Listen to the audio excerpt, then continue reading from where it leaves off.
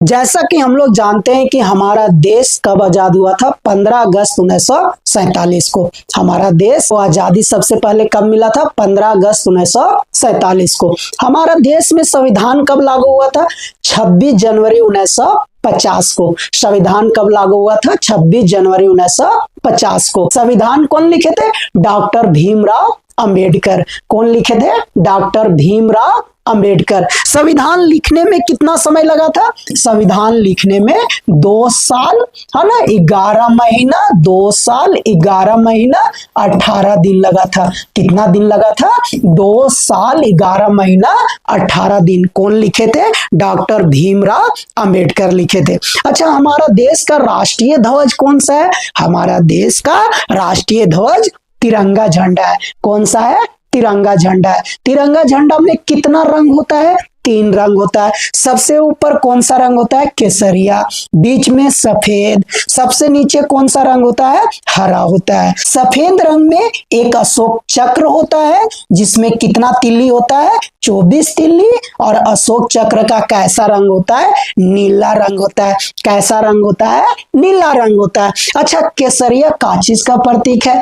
केसरिया जो रंग है वो क्या चीज को बताता है? तो केसरिया रंग हमारे देश के साहस और शक्ति का प्रतीक है। सफेद रंग क्या चीज का प्रतीक है? सफेद रंग शांति, सत्य का प्रतीक है। शांति और सत्य का प्रतीक है। हरा रंग किस चीज का प्रतीक है? हरा रंग हमारे देश का विकास का, वृद्धि का, उर्वरता का, हरियाली का प्रतीक है। ये जो अशोक चक्र है, अशोक चक्र क्या चीज का प्रतीक है? सत्य, धर्म और प्रगति का प्रतीक है। इसमें कितना तिल्ली? 24 तिल्ली। कैसा रंग का अशोक चक्र है? नीला रंग का। अशोक चक्र कहां से लिया गया है? अशोक चक्र मौर्य सम्राट अशोक के द्वारा, है ना, मौर्य सम्राट अशोक के द्वारा बनाए गए सारनाथ स्तंभ से लिया गया है। कहां से लिया गया है? सारनाथ स्तंभ से लिया गया है। अच्छा, हमारे देश के जो राष्ट्रीय ध्वज है तिरंगा झंडा, इसका रचयिता कौन थे? सबसे पहले कौन बनाए थे? उनका क्या नाम है? पिंगली वेंकैया। क्या नाम है? पिंगली वेंकैया। क्या नाम है? पिंगली वेंकैया। अच्छा, हमारे देश के राष्ट्रीय ध्वज का अनुपात कितना है? अनुपात कितना है? 3:2 है। 3 क्या चीज को बताता है? लंबाई को। और 2 क्या चीज को बताता है? चौड़ाई को। यानी हमारे देश का राष्ट्रीय ध्वज जो है ना, वो 3:2 में बनाया जाता है। अगर तिरंगा झंडा का लंबाई 3 मीटर है तो चौड़ाई 2 मीटर होना चाहिए। लंबाई अगर 6 मीटर है तो चौड़ाई कितना मीटर होना चाहिए? 4 मीटर होना चाहिए। ये हमारे तिरंगा झंडा का अनुपात है। हमारा देश का राष्ट्रीय ध्वज यानी तिरंगा झंडा को कब अपनाया गया था? 22 जुलाई 1947 को।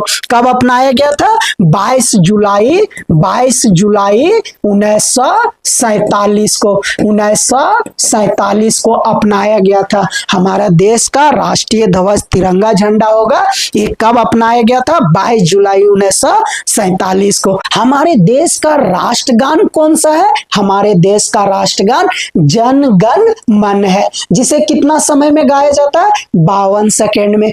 कौन लिखे थे? रविंद्रनाथ टैगोर जी लिखे थे। अब अपनाया गया था 24 जनवरी 1950 को। हमारे देश भारत देश का राष्ट्रगान जन गण मन होगा। इसे कब अपनाया गया था? 24 जनवरी 1950 को। अच्छा, हमारे देश का राष्ट्रीय गीत कौन सा है? वंदे मातरम। कौन सा है? वंदे मातरम। कौन इसको लिखे थे? बंकिम चंद्र चटर्जी। कौन लिखे थे? बंकिम चंद्र चटर्जी। कितना समय में गाया जाता है राष्ट्रीय गीत? राष्ट्रीय गीत 65 सेकेंड में गाया जाता है। कितना समय में? 65 सेकेंड में। कब अपनाया गया था राष्ट्रीय गीत को? वही 24 जनवरी 1950 को। हमारे देश का राष्ट्रगान जन गण मन और राष्ट्रीय गीत वंदे मातरम, ये दोनों 24 जनवरी 1950 को अपनाया गया था, है ना। अच्छा, 15 अगस्त को सबसे पहले झंडा कौन फहराते हैं? हमारे देश के प्रधानमंत्री, है ना। कहां पर फहराते हैं? लाल किला पर। अच्छा, 15 अगस्त को जो झंडा फहराया जाता है उसे हम लोग क्या कहते हैं? ध्वजारोहण कहते हैं। क्या कहते हैं? ध्वजारोहण। ध्वजारोहण में क्या होता है? ध्वजारोहण में झंडा को नीचे से खींच करके ऊपर ले जाया जाता है, नीचे से खींच करके ऊपर ले जाया जाता है, उसके बाद फहराया जाता है, उसके बाद झंडा को खोला जाता है, फूल गिरता है, तब हम लोग ताली बजाते हैं, तब जा करके झंडा फहराते हैं। तो उसी को हम लोग बोलते हैं ध्वजारोहण। ये क्या चीज का प्रतीक है? इससे ये पता चलता है कि उस दिन हमारा देश आजाद हुआ था, अंग्रेजों से पूरा तरह से आजाद हो गया है, हम लोग पूरा तरह से स्वतंत्र हो गए हैं। इसलिए हमारे देश में 15 अगस्त को झंडा जो फहराते हैं उसे ध्वजारोहण कहते हैं। इसमें क्या होता है? नीचे से ऊपर खींच करके झंडा को फहराया जाता है। अच्छा, 26 जनवरी को झंडा कौन फहराते हैं? 26 जनवरी को हमारे देश के राष्ट्रपति फहराते हैं। कहां पर फहराते हैं? कर्तव्य पथ पर फहराते हैं। पहले कर्तव्य पथ का क्या नाम था? राजपथ। अब उसका नाम बदल गया ना, राजपथ का नाम कर्तव्य पथ हो गया। तो कहाँ फहराते हैं? कर्तव्य पथ पर फहराते हैं। अच्छा, 26 जनवरी के दिन मुख्य अतिथि के रूप में कोई एक देश के मुख्य आदमी, जो उस देश के प्रधानमंत्री हो चाहे राष्ट्रपति हो, उन्हें बुलाया जाता है भारत देश में, है ना। किस दिन? 26 जनवरी को। तब झंडा फहराया जाता है। तो 26 जनवरी के दिन मुख्य अतिथि के रूप में दूसरे देश के मुख्य आदमी, जो वहां के प्रधानमंत्री हो चाहे राष्ट्रपति हो, उन्हें बुलाया जाता है मुख्य अतिथि के रूप में। तब तिरंगा झंडा को फहराया जाता है। अच्छा, 26 जनवरी को केवल झंडा फहराया जाता है। झंडा ऊपर बांधा रहता है, केवल रस्सी से खींच करके झंडा में जो फूल रहता है उसे गिराया जाता है और झंडा को फहराया जाता है ना। इससे ये प्रतीक होता है कि हमारा देश पहले से आजाद हो चुका है, हमारा देश में अब संविधान लागू हो चुका है,